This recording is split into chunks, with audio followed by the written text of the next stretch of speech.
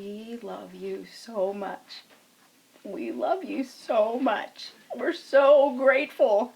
We're so grateful for you. We can't even understand what you're going through. And at the same time, we have nothing but love for you. Welcome back to Real Estate Mindset. And at the special request of Mitch Vexler, I have combed my hair today. And today's video is going to be a special video. We're going to interview someone, Mindy, who's been an absolute pillar to this community, and the person that's been sheltering and taking care of Julie and I for the last few days. Not to mention, she has been helping me mentally try to process everything I'm seeing. So this is going to be an absolute pleasure. I'm also going to show you guys what my room looks like, because I've been saving a lot of money, not going to hotels, and trying to just extend all the support you guys have given me through this whole time. But without further ado, Mindy, how are you? We're all learning what the answer to that is, and we've all decided to go with as good as we possibly can be under the circumstances. well, first of all, thank you. I could not be here without you. Can we just start by talking about how it is you arrived to North Carolina? I grew up here. I raised my daughter here. These mountains are my safe place. These people are my chosen family and friends, and it's all up in my throat. Can you hear it? This is my place. I've lived lots of places, but this is my place. Where did you live before this? Immediately before this, I lived in Hawaii. I lived on Maui. And were you affected through the fires in Maui? Yeah, that was my town. That was my house. Those were my friends. I went there through COVID. And, you know, that gives you a special insight to kind of compare the response, and not only the response comparisons, but you're able to help people that are struggling spiritually, mentally, with exhaustion. And you've been, you know, I don't want to say that everything happens for a reason. You're the one that actually told me that this morning, but can you talk to us now about what has happened here?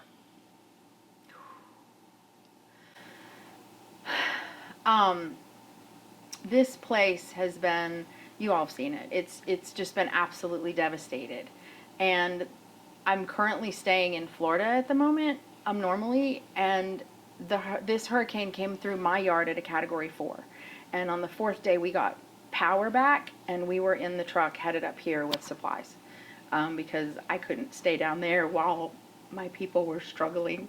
And I have special insight into what it's going to take to get this area back on its feet, and what these people that I love are going through, and what they're going to go through. I know what they don't even know yet. Can you tell us, you know, what do the people, the community, and the people in the community need right now? What do you think that their biggest challenges are with the recovery at this point?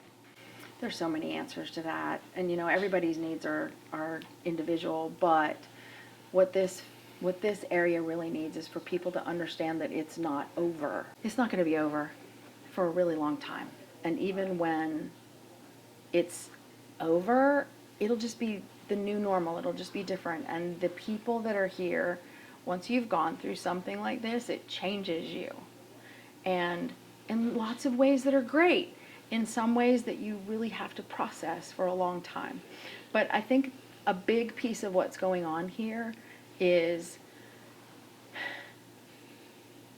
we're 7 weeks in now. And the coverage is waning. And the volunteers, life is happening. They have to go back to their lives.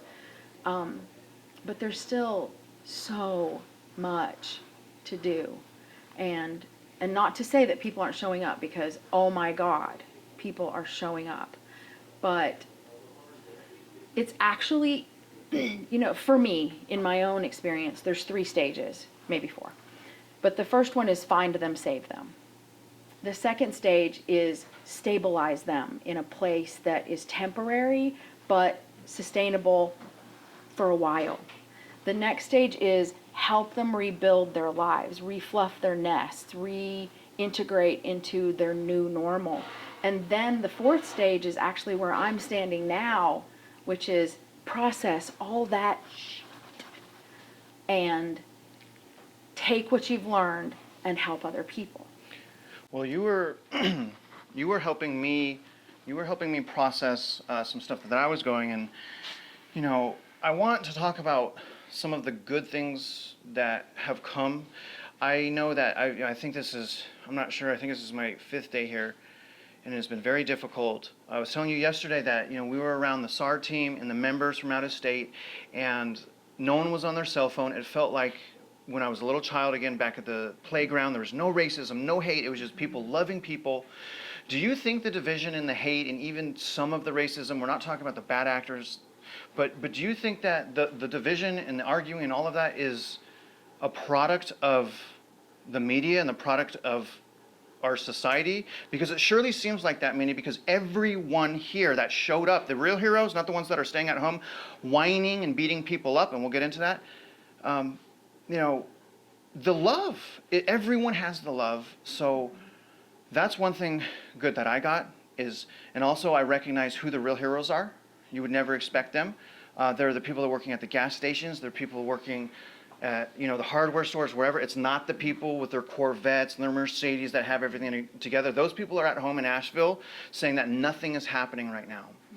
And that's something that I've struggled with. So what good can come of that? What good can I come up with the fact that there are people that have not showed up, that it seems like cowardice, and they're saying that this is not happening? What good can I take from that? So I'm going to back up a little bit and answer your, I think that was like a series of questions. It was. I'm going to break them all down as much as I can remember. First of all, I want to say that I think that the gas station attendant and the chick that's pulled together, the chick at the funeral home that has pulled together the baby resources, I think the guy that has the excavator and is normally fixing people's driveways, I think those are the heroes always.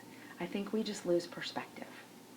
And I think that in moments like this, our eyes are opened, our heads are cleared, our hearts are wiped clean for a while, and we can see each other.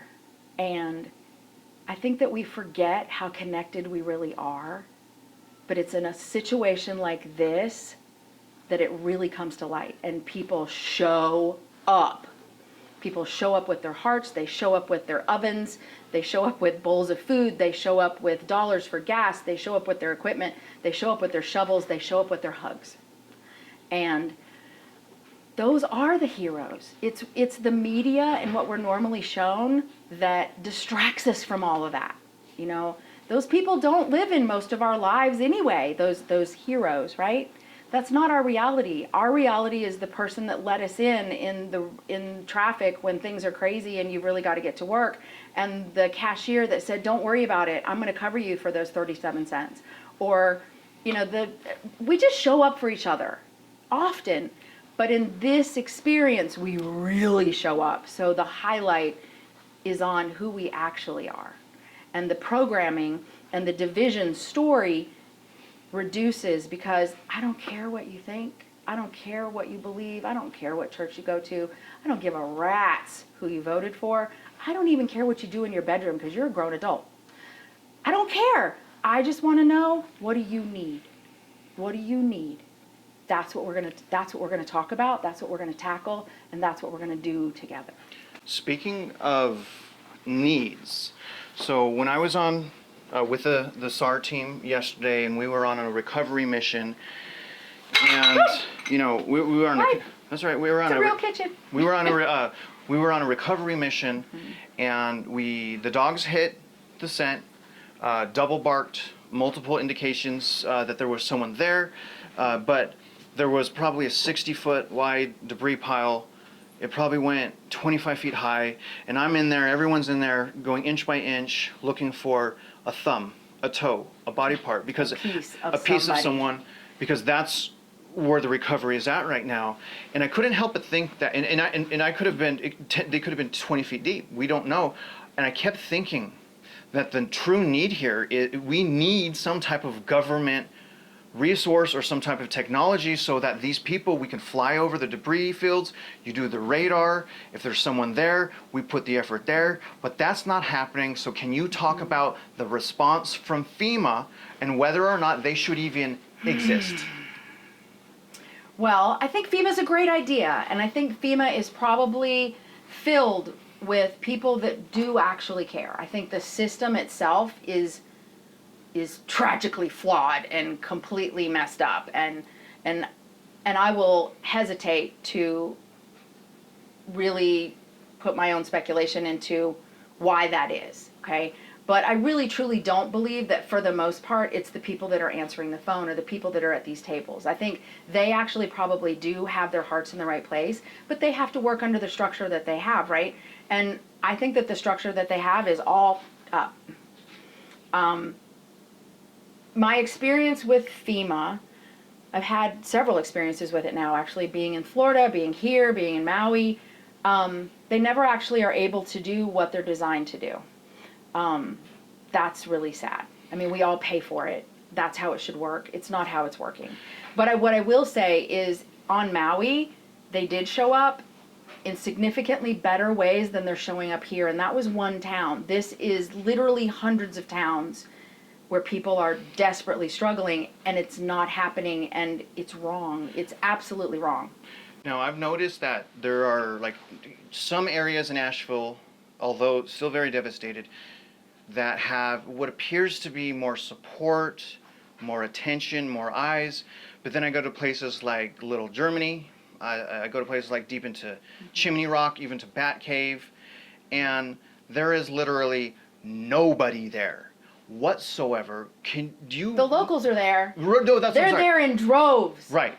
But yeah, but the government is not yes, there, but, really. Right. Yeah. And my question is there, do we have any idea why the massive discrepancy or the difference? It just is very unbalanced. I mean, there's some people that have said, yes, FEMA's come in, given me my $750, they've been great. And then there's other people that are dying from poison in the water and soil, and they're begging for help, and no one's showing up but the citizens. Why? Are they? I mean, that's a great question, right? We all want to know, right? That's the heart of the question about why our government is not producing, not showing up, not achieving what we've all paid for and what we all expect, right? Why? I don't know why. What I do know is they're not. So and it's heartbreaking. And I love that some people got $750. Clearly it's not enough. It's kind of comical, but I never got $750 and my house burnt to the ground. It's wrong. None of us know the answer, right? We're all asking these questions, but none of us really know why. We just all know that is messed up, and we're spending so much money overseas. And these people are literally freezing to death with no house, literally freezing to death with no house, no heat. I mean, we've all done the things that we can do, but there are still people that are in that situation. And the discrepancy in budget, I know I'm not supposed to say this, but it is deeply up. It is deeply up. It's wrong. Okay, I agree with you. Can we talk about, we talked this morning and you helped build me back up when I was struggling. And I want you to explain the fatigue of the community. I want you to explain, and this is the community in need. There's still so many people in areas in need. And I want to emphasize by telling a story of what happened to me yesterday. One of the SAR team members who is, to me, he's the ultimate American badass. He's so selflessness. He only wants to save people, and he only wants to show the community that there is someone there. So he's showing up. He's from what I could tell, the only person in Tennessee. He's showing up to every community. Every community knows this man, but he's shouldering the guilt. He's shouldering. They come up to him like, "Hey, how can I help? Can I help you?" And he's like, "No, thank you. But when I was able to talk to him man to man, off to the side, he almost fell apart. He almost fell apart in my hand. Like he needed to release this incredible emotional pain, but he was not able to because it's a surviving mechanism. And so can you just explain to the people that don't think that you guys need help, that don't think that that we're just saying these things, can you just explain the mental exhaustion from all of this? So, first of all, I'll circle back to what you said, and I know that the guy that you talked to is showing up and he's doing amazing, phenomenal things. I can guarantee you that there are thousands of him doing the same things, but their story hasn't been told. We haven't met them yet because they're head down, get it done. They're just in it. They're doing it. They're showing up in the ways that they can, right? And that's what all of us are doing. We're literally showing up in the ways that we can. Whether it's make breakfast, search for bodies, do excavation stuff, make meals for people, give out hugs, do laundry. Everybody is showing up in the ways that they can. And it's exhausting. And it's beautiful. And it's exhausting. And our lives are still happening. Life is still happening. All those things that everybody has to do. Pay their bills, get their grocery, get their oil changed, take the trash out. All those things still have to happen. Take your kids to school, help your family, help your neighbor. All those things are still happening. And we're all underneath this extraordinary emotional crush to still stand, to still show up. And we can do it. Don't get me wrong. We can do it. We are doing it. This is the doing. It is happening. At the same time, the emotional toll that it takes on people is not seen, it's not heard, it's not talked about. And being someone that is 15 months out from, I can't say a similar because this is 1,000 times what happened on Maui, but being a person that's standing here in front of you in her community that she loves, and this is my safe place, but 15 months out from a similar kind of tragedy on Maui, I can tell you,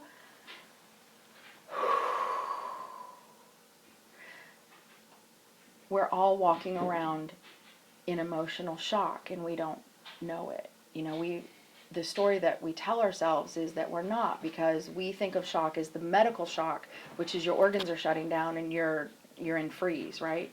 You're not able to function. But this is chronic PTSD. This is ongoing emotional brutality because you can't do enough, and at the same time you're doing enough. And it's that dichotomy of reality that we're all just living in. The SAR guys, I'm working with the SAR teams, the guys and women, right? I'm sorry. There's so many beautiful humans, period, doing this. They are under such incredible emotional weight. Their families are falling apart because they're driven to find people and give families closure. And not just the families, this whole region needs to find these people so that we can all have closure. These people have all become all of our families. And they're so driven that their relationships are crumbling because they can't look up.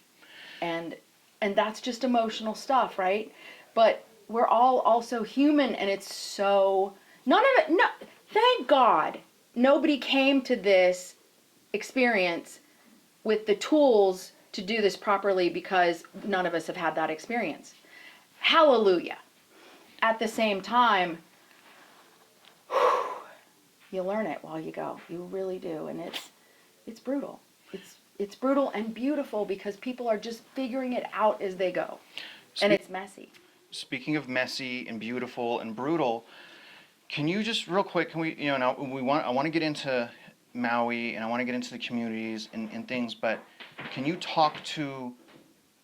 say you're talking to a SAR member right now that is an absolute hero, champion, selflessness is just through the roof, and I've met many of these people, but I also notice that, like, you have to have an outlet. I've only been here for 5 days, and I can barely talk about this. So what can you tell the members of these search and recovery teams right now to fill their cup of hope and love back up? We love you so much. We love you so much. We're so grateful. We're so grateful for you. We can't even understand what you're going through. And at the same time, we have nothing but love for you. I know that there's some people that are showing up without their heart, and they're they're saying some stuff, and that you come up against all these hurdles, and yet you still do it. You get up every day and you go look again for somebody's family, and we're so grateful. I just really, really, really want to encourage you to save yourself too. Save your family. Save your sanity. It doesn't mean you have to stop. I'm not asking you to stop. I know you can't stop. But save you too. The people that are still living are just as much the victims of what's happened, even if they didn't lose their house. They've lost their safe place. Their community is suffering. You are suffering. Take care of you too, in even just small, tiny ways. Please be gentle with you.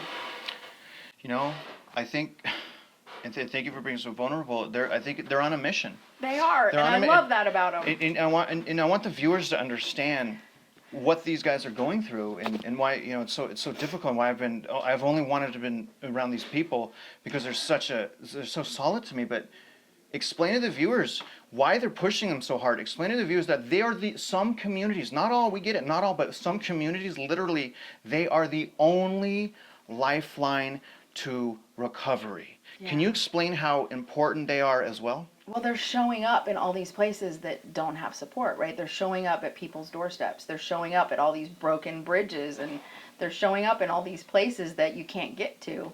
And so they are representing hope. They're walking in there representing hope, which is so beautiful.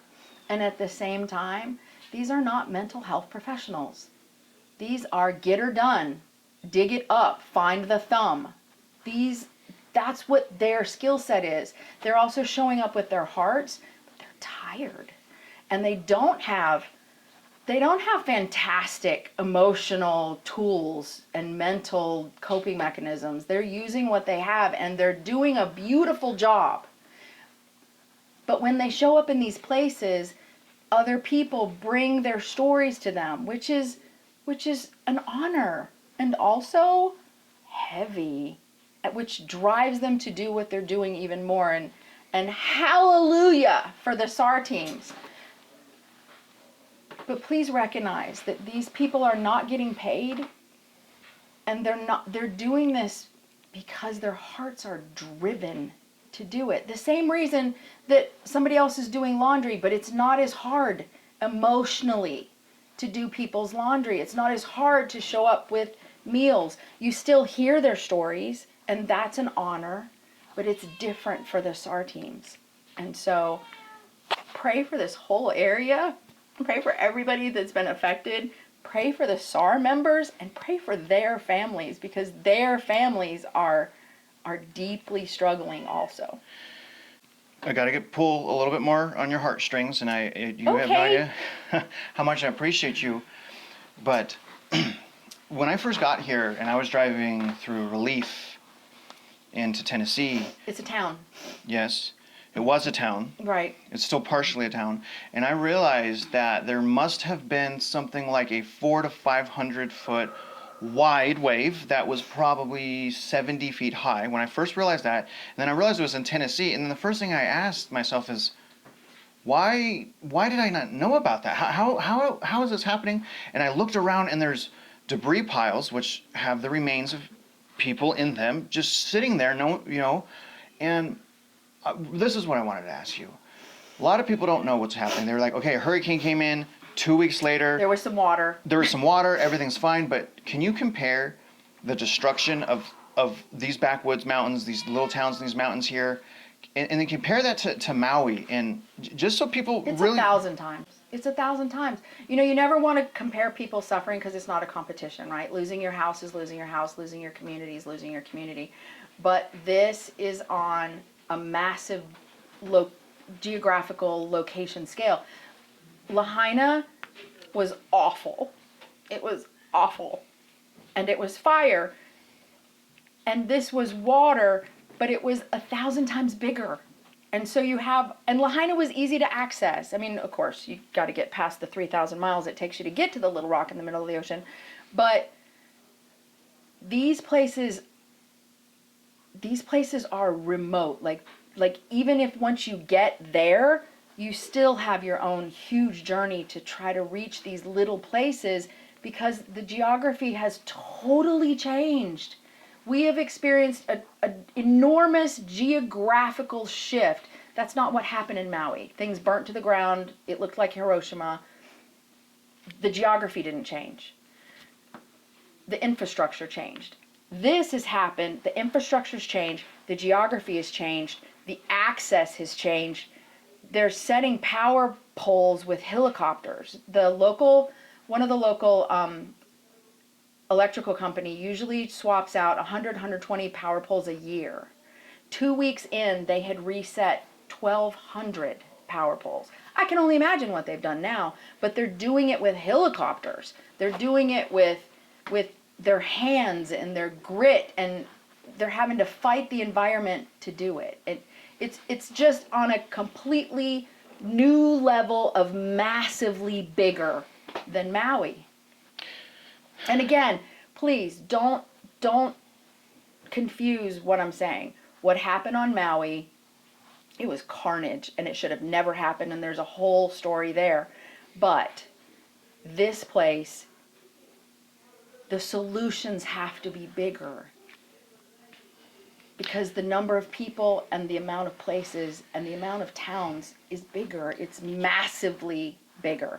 Yes, but Mindy, the solution seems to be criminal. It seems to be smaller, and I want to get your opinion, and I want to ask you, in Maui, I understand that it's the agency, not necessarily the people working it, okay? With some of the people.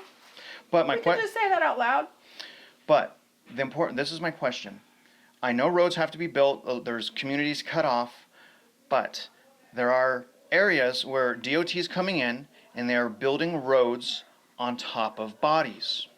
To me, that seems absolutely criminal, and someone should be prosecuted for building on top of a missing person. It would seem to me that the smart thing for the community and the appropriate American thing would be to sift through the fields and the debris and then build the road, but they're not doing that. They're racing out there. Two things, did they do the same thing in Hawaii? And do you think that it's criminal to do something like that? The same thing didn't happen in Maui because the people that died, they were incinerated. Or there were still pieces of them left, but they were easy to find. They weren't buried for the most part under avalanches of dirt.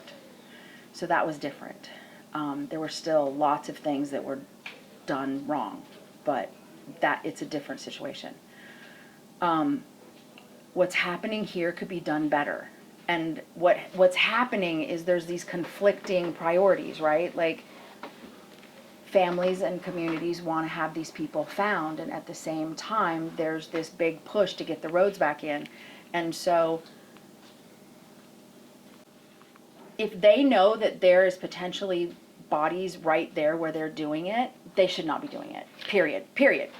But we can't completely stop everything because there might be. But therein lies the conundrum, right? Well, but in the places that they're doing it and they know that the SAR teams have not been there and they know that the dogs have hit, that's criminal. But why not fly a helicopter through all of the debris fields and pick up the methane? It's not that easy. Well, and even the SAR teams will tell you it's not. But do they have the ability? Do they have the ability? They do have the ability in some ways, but it's also a manpower thing. I mean, we have lots of SAR teams, but there's still just some people, and it's a mess of spaghetti and legal and ethical and heartstrings, and the whole what's right question is entangled. And like, I really deeply feel for the families that haven't found their people, and I want them to find their people, and I'm willing for that road to not be made because their families haven't been found yet. At the same time, I also want the families that are still living there to be able to get the gas truck into their house so that they can get propane for their furnace. All of these things and all of these questions they're messy. Let me ask you a different question. Okay. Okay. What if a solution then would be for them, instead of throwing away the debris, Yeah. what if instead of throwing It should away be moved and what- searched. like trash, It should be moved and searched. There are absolutely solutions that are viable that could happen so that both pieces could happen. And that should absolutely be happening, and that it's not happening. If they know for a fact the dog has already hit there and they're bulldozing over it, that's wrong. And that should be illegal. are they doing it right now? They are doing it right now. How do you get up in the morning? Every time I've been up, I get up slowly, I go to my computer, I try to... You get up I think you bolt out of bed and you are immediately behind that computer. It doesn't mean it doing your doesn't thing, hurt. Man. It No, doesn't of mean it course, doesn't hurt. that's how all of us feel, Yeah. right? But how it's do you... hard, and yet how do we you still do it. What are you doing in the morning to get yourself ready? I'm just starting like all of us. I go from morning to night, whether it's searching out very rare formula to feed babies in these communities that don't have it and they can only be nourished by a particular kind of formula, whether it's finding dehumidifiers, whether it's supplying the firehouse or the community in general really with vinegar, with hydrogen peroxide, with hazmat suits. I'm helping find helicopter fuel. I'm helping find pulleys for ropes for the SARS teams. I'm helping people find somebody to come cut their tree out of their yard. I'm showing up in all the ways that I can, because that's what all of us are doing. And I don't prepare, I just do it. And that's what everyone's doing. And I go until I cannot go anymore, and then I fall over. And I sleep for as much as that day allows, and I get up and I do it again. And that's the situation that we're all in here right now. Now, you've been through, especially this year, more than anyone should have been asked. Anyone should have Nobody. ever gone through. No. You've been through 2 catastrophes, one in Hawaii, one North Carolina. So you're aware, you've been going through at least 15 months. You're aware of how polarizing it gets, the misinformation, the disinformation, this, the that. But you also are a firm believer on just show up, let's love each other, let's be a community. So can you please tell us the most important thing, or one really important thing, that you would like the viewers to know right now that they are not learning or hearing on the media, on the news? It's not done. It's so far from being done right now. We're actually past the find them, save them, because at this point, if we haven't found them, we can't rescue them, right? We can recover them, but we can't rescue them. But what's happening right now is oftentimes even more challenging because the reality is set in for people and the infrastructure is not there, and the flashy, shiny stories on the nightly news are gone. We are not a story anymore. We do not rank clicks anymore on a national level. We are the news. We are the news at this point. Show up in the ways that you can. Send what you can. Pray if you can do nothing else. That's okay. Like a video. Share it. Do the things that you can do. You are powerful. We together, we're powerful, and we need each other. And the things that each one of us brings to the table matters. This community, these mountains, this area, any area that gets hit like this needs the help, and it needs it for so much longer than it's shiny and it's interesting and it's shocking. Just show up, just come over here and do what you can. Send what you can, love in the ways you can. Just show up, bring your heart with you.